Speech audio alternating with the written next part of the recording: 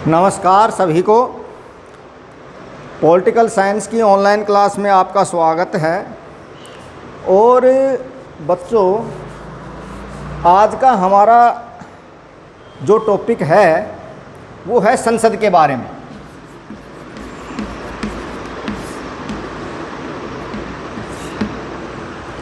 देखो बच्चों, जो संसद है वो हर देश में देखने को मिलती है, लेकिन उसका हर देश के हिसाब से नाम है वो अलग हो सकता है।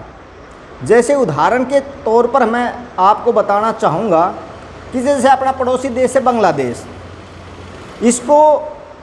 इसमें जो संसद है उसको जातीय संसद कहा जाता है। ऐसे ही जापान में इसको डाइट के नाम से जानते हैं। संयुक्त राज्य अमेरिका है, उसमें संसद जो है उसको कांग्रेस कहा जाता है। अफ़गानिस्तान में सूरा कहा जाता है। ईरान में इसको मजलिस कहते हैं। और इजराइल जो है उसमें इसको नेसेट कहते हैं।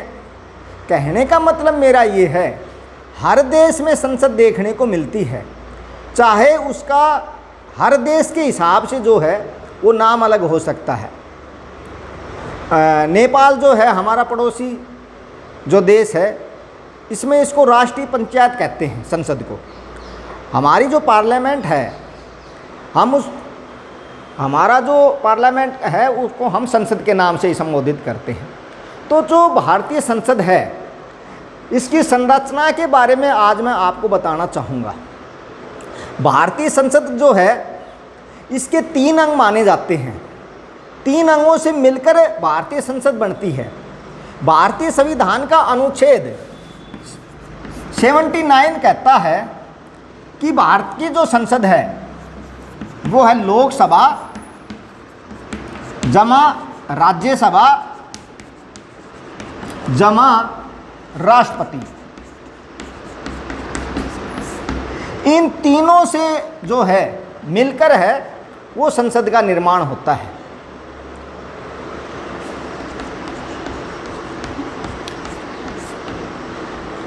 अगर भारतीय संसद में अगर ये प्रश्न आता है छोटे रूप में, अगर भारतीय संसद में कौन कौन शामिल हैं, तो इसमें आप बताओगे लोकसभा है, राज्यसभा है, राष्ट्रपति है, ये मिलकर के है संसद का जो है निर्माण करते हैं अनुच्छेद 79 के तहत। अगर ये पूछे अभी भारतीय संसद के कितने सदन हैं, फिर जो है सदन लोकसभा और प्लस राज्यसभा, फिर जो है इसके जो सदन हैं वो 2 हैं।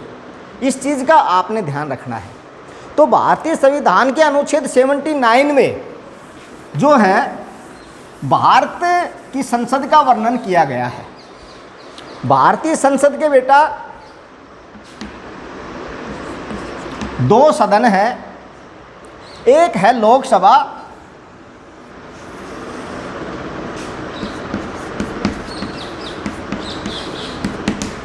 और एक है राज्यसभा।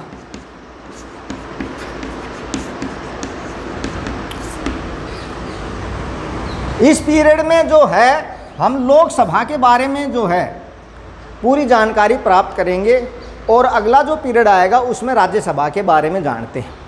तो भारत की जो संसद है, जो ये लोकसभा हमारा जो सदन है, इसका वर्णन भारतीय संविधान के अनुच्छेद 81 में मिलता है। 81 में लोकसभा का जिक्र किया गया है और राज्यसभा का जो जिक्र है वो अनुच्छेद 80 में है। तो आज का हमारा जो टॉपिक है वो है भारतीय संसद और लोकसभा के बारे में।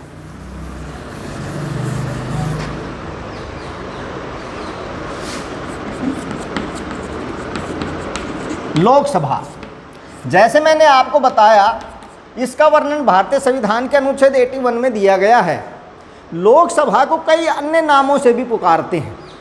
जैसे इसको पहले हाउस ऑफ द पीपल कहा जाता था, हाउस ऑफ द पीपल। इसको निम्न सदन भी कहा जाता है, इसको लोकसभा भी कहा जाता है, इसको फर्स्ट चैम्बर भी कहा जाता है। तो ये कई नामों से जो है ये जानी जाती है। प्रचलित सबसे ज़्यादा इसका जो नाम है वो है लोकसभा। लोकसभा के वर्तमान समय में हम अगर संख्या की बात करें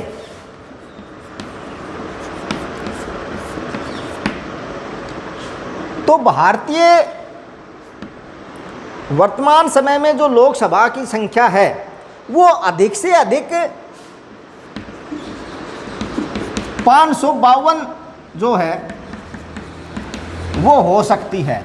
लेकिन वर्तमान में जब बात करते हैं, वर्तमान में है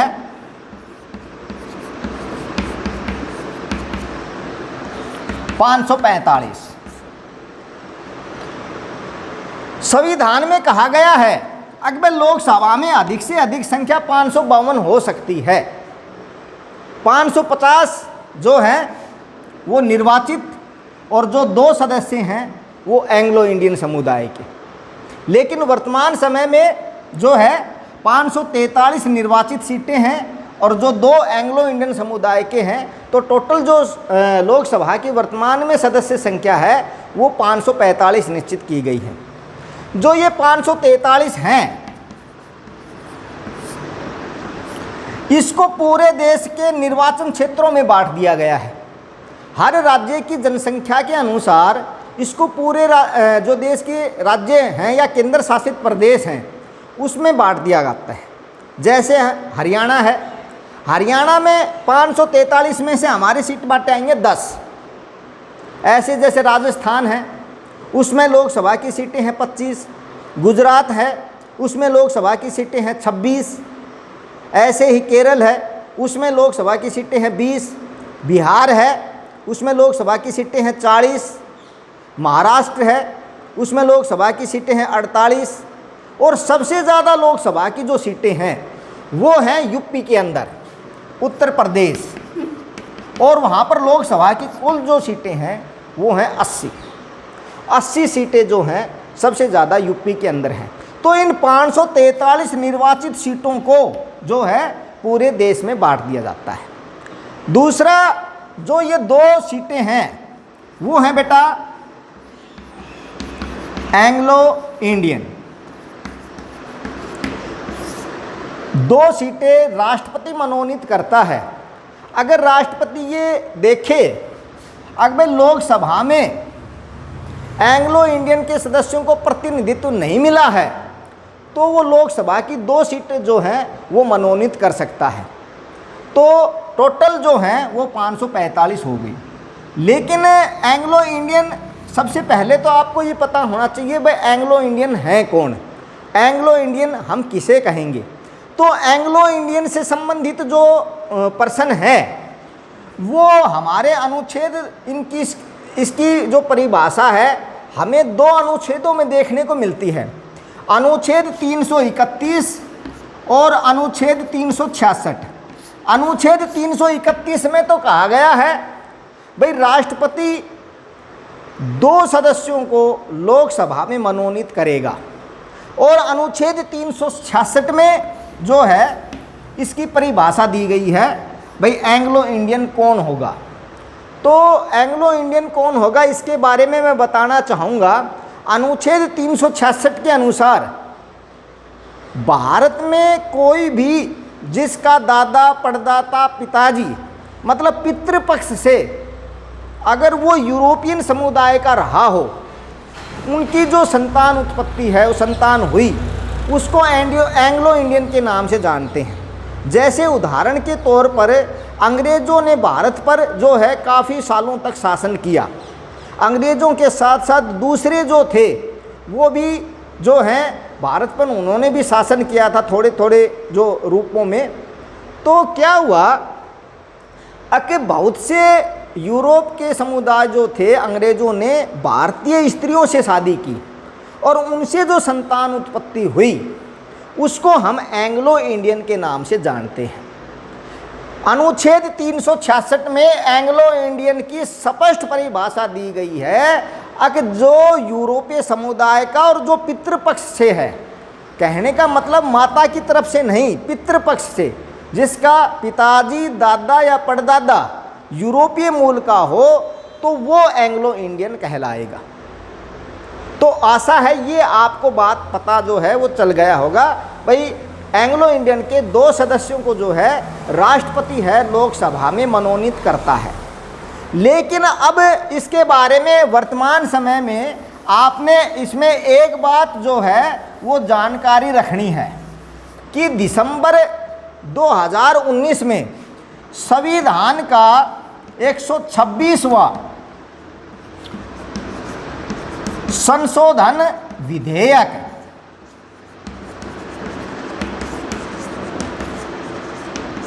संविधान का संशोधन विधेयक 126वां पेश किया गया था, जिसमें अनुसूचित जाति व जनजातियों की संख्या बढ़ाने के ऊपर ये बिल था। और उसको पास होने के बाद में 104वां संशोधन अधिनियम 104वां संशोधन अधिनियम पास हुआ है, जिसके तहत में जो ये एंग्लो इंडियन के जो 2 समुदाय के व्यक्ति थे, इनका आरक्षण जो है वो समाप्त कर दिया गया है।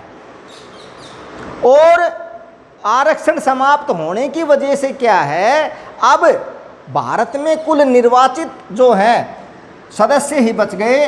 अब भारत में जो है लोकसभा की कुल सदस्यों की संख्या है वो कितनी रहेगी, 543 आने वाले समय में। जो मनोनीत थे राष्ट्रपति, जो जिनको मनोनीत करता था एंग्लो इंडियन समुदाय के लोगों को, वो अब 104वां जो संशोधन अधिनियम पारित हुआ है, इसके तहत में एंग्लो इंडियन की सदस्यता जो है वो मतलब हम कह सकते हैं आगे मनोनीत नहीं होंगे। और अब जो है 543 जो है निर्वाचित सीटें ही रहेंगी। इस चीज़ का आगे आपने ध्यान रखना है, क्योंकि ज़्यादातर जो बुक हैं उसमें जो फर्स्ट पेज है 2020 2021 वो फर्स्ट पेज बदलते रहते हैं, अंदर का जो मटेरियल है उसमें चेंज नहीं करते। तो ये लेटेस्ट जानकारी है आपकी। अब भाई आने वाले समय में एंग्लो इंडियन समुदाय का कोई भी प्रतिनिधित्व नहीं रहेगा। और ये जो है जनवरी 2020 में मतलब जो 104वां अधिनियम जो लागू किया गया है, क्योंकि 126वां कई बार बच्चे पूछते हैं अक्सर 126वां जो संशोधन विधेयक है, या और कई बार हम पढ़ते हैं 104वां। तो बेटा इसमें भी आपको थोड़ा ध्यान देने की ज़रूरत है। कोई भी जो विधेयक है संसद के सामने रखा जाता है, सदन में रखा जाता है, इसको विधेयक या बिल कहते हैं। लेकिन जब वो पारित हो जाता है तो वो अधिनियम बन जाता है। तो जो अनुसूचित जाति या जनजाति या एंग्लो इंडियन से संबंधित जो विधेयक था उसको तो हम कहेंगे 126वां संशोधन विधेयक है। लेकिन कई विधेयक तो पारित नहीं होते, वो चलते रहते हैं। लेकिन जो पारित हुआ उसके बाद में जो कानून बना वो है 104वां। तो इसमें आपने थोड़ा सा कंफ्यूज नहीं होना है। और आने वाले समय में याद रखना है, जो एंग्लो इंडियन समुदाय के 2 सदस्यों की नियुक्ति राष्ट्रपति के द्वारा जो की जाती थी, अब वो संसद में नहीं होगी। इसलिए वर्तमान समय में हम कह सकते हैं कि लोकसभा में सदस्यों की जो निर्वाचित सदस्यों की संख्या रहेगी वो कितनी रहेगी, 543। आगे इसका आता है भाई इनका जो चुनाव है, लोकसभा के सदस्यों का जो चुनाव है वो कैसे होता है।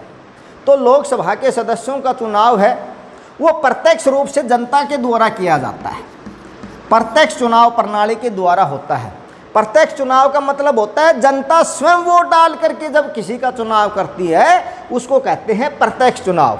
तो लोकसभा के सदस्यों का जो चुनाव है वो प्रत्यक्ष रूप से होता है, जनता स्वयं वोट डाल करके जो है वो चुनाव करती है। आज तक मैं आपको बताऊं, सबसे पहले जो हमारी लोकसभा गठित हुई तो सबसे पहले जो चुनाव हुए थे वो अक्टूबर 1951 में शुरू हो गए थे, लेकिन अप्रैल 1952 तक वो चले थे। तो पहला हम आम चुनाव जो है 1952 में ही मानते हैं। तो 1952 से लेकर के आज तक 17 जो है आम चुनाव हो चुके हैं। 17 लोकसभा के जो चुनाव हैं वो हो चुके हैं। और 17वीं लोकसभा के चुनाव जो हैं होने के बाद में आजकल जो सरकार बनी है हमारे देश के प्रधानमंत्री श्री नरेंद्र मोदी जी हैं। तो आपने ये याद रखना है चुनाव के संदर्भ में, भाई लोकसभा के सदस्यों का जो चुनाव है प्रत्यक्ष रूप से होता है और जनता के द्वारा जो होता है। दूसरा, इसके अंतर्गत आयु के संदर्भ में हम देखें तो लोकसभा के सदस्यों का जो चुनाव होता है प्रत्यक्ष रूप से, तो यह लोकसभा के सदस्य चुनाव लड़ने के लिए जो आयु रखी गई है वो बच्चों रखी गई है 25 वर्ष। 25 कम से कम 25 वर्ष और अधिक से अधिक कोई सीमा नहीं है। मतलब कम से कम 25 वर्ष का व्यक्ति जिसकी भारत में वोट बनी हुई है, वो मतलब मतदाता सूची में जिसका नाम है, वो लोकसभा का जो है चुनाव लड़ सकता है।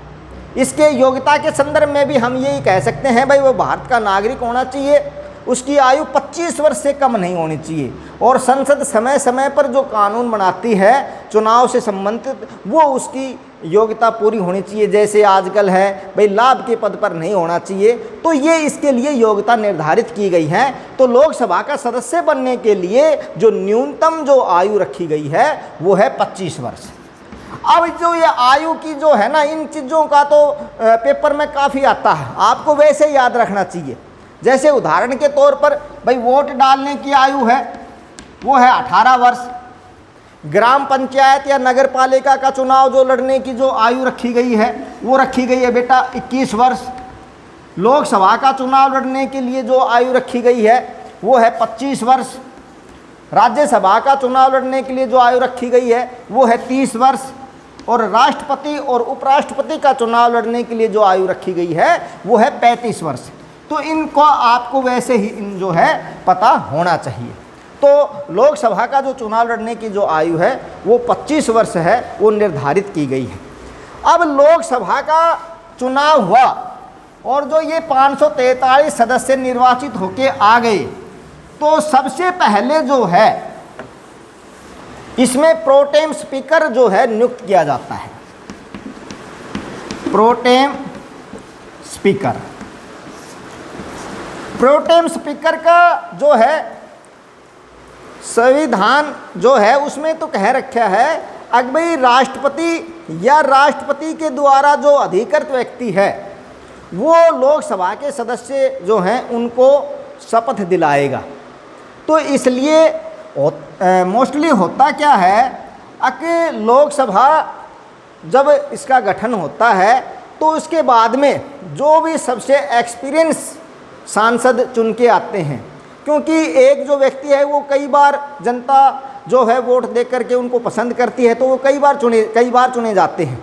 तो सबसे एक्सपीरियंस होल्डर जो एमपी है उसको प्रोटेम जो है स्पीकर बनाया जाता है। और जो ये प्रोटेम स्पीकर है ये ही जो 543 निर्वाचित सदस्य जो चुन के आए हैं इन्हीं को प्रोटेम स्पीकर है वो ही शपथ दिलाता है। और जब लोकसभा अपने अध्यक्ष का चुनाव करती है तो प्रोटेम स्पीकर अपने आप ही जो है वो ये पद जो है वो अपने आप ही समाप्त हो जाता है। इसके बाद में हम देखते हैं लोकसभा अध्यक्ष। लोकसभा की कार्रवाई चलाने के लिए प्रोटेम स्पीकर के बाद में लोकसभा के सभी सदस्य अपने में से एक अध्यक्ष का चुनाव करते हैं और एक उपाध्यक्ष का चुनाव करते हैं। अध्यक्ष और उपाध्यक्ष का चुनाव किया जाता है। तो आजकल जो हमारे लोकसभा अध्यक्ष हैं वो हैं ओम बिरला जी।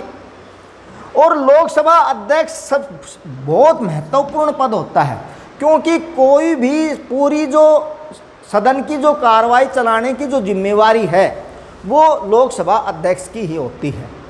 लोकसभा अध्यक्ष पूरी जो संसद है हमारी लोकसभा के अंतर्गत, वो पूरी लोकसभा का पूरा जो संचालन उसी के द्वारा जो है किया जाता है। और उसकी सहायता के लिए भाई कई बार अध्यक्ष न हो तो उसकी सहायता के लिए एक उपाध्यक्ष भी होता है, और उपाध्यक्ष जो है अध्यक्ष की अनुपस्थिति जो है उसमें ही जो है बैठ करके कार्य करता है। आपने कई बार पेपर में कई बार आ जाता है भाई लोकसभा जो अध्यक्ष अगर उसको त्यागपत्र देना पड़े तो वो किसको त्यागपत्र देगा, तो लोकसभा, याद रखना, लोकसभा अध्यक्ष अपना त्यागपत्र उपाध्यक्ष को सौंपता है, और उपाध्यक्ष को अगर त्यागपत्र देना है तो वो अपना जो त्यागपत्र है अध्यक्ष को सौंपता है। कई बार ये छोटे प्रश्नों में आ जाता है, इस चीज़ का भी जो है आपने ध्यान रखना है। दूसरा, हम इसकी गणपूर्ति के बारे में,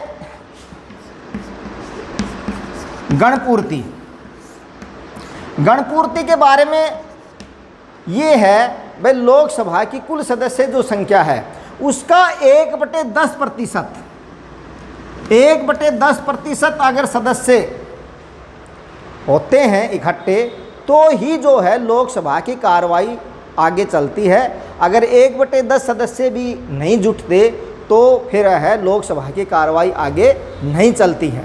दूसरा, आपने इस चीज़ का एक ध्यान और रखना है कि लोकसभा में विपक्षी दल का जो है नेता भी होता है।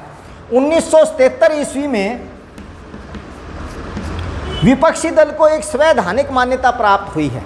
जैसे आप सभी को पता है, दो पक्ष होते हैं, एक पक्ष और एक विपक्ष। जिस राजनीतिक दल को सत्ता प्राप्त होती है वो तो हो जाता है सत्ता पक्ष, लेकिन जिस राजनीतिक दल को सत्ता प्राप्त नहीं होती उसको कहते हैं विपक्ष। तो 1977 ईस्वी में लोकसभा में जो विपक्षी दल का जो नेता है उसको संवैधानिक मान्यता दी हुई है, लेकिन इसकी भी एक कंडीशन है कि विपक्षी दल को कुल जो सदस्य संख्या है उसका 1/10 भाग भी प्राप्त होना चाहिए। जो राजनीतिक पार्टी कुल सदस्य संख्या का 1/10 हिस्सा भी प्राप्त नहीं करती तो उसको संविधान के अनुसार विपक्षी दल का जो है संवैधानिक मान्यता प्राप्त नहीं होगी। कहने का मतलब विपक्षी दल तो रहेगा लेकिन उसको संवैधानिक मान्यता है वो प्राप्त नहीं होगी। क्योंकि इसका उदाहरण हम 16वीं लोकसभा के चुनाव में और 17वीं लोकसभा के चुनाव में देख सकते हैं। भाई किसी भी पार्टी जो है उसको जो है 1/10 जो सदस्य संख्या है वो प्राप्त नहीं हुई, और विपक्षी दल का जो नेता है संवैधानिक मान्यता प्राप्त न तो 16वीं लोकसभा के चुनाव में था और न ही 17वीं लोकसभा के चुनाव में है। अब आपने ये भी ध्यान रखना है, पहली जो लोकसभा जो गठित हुई थी अप्रैल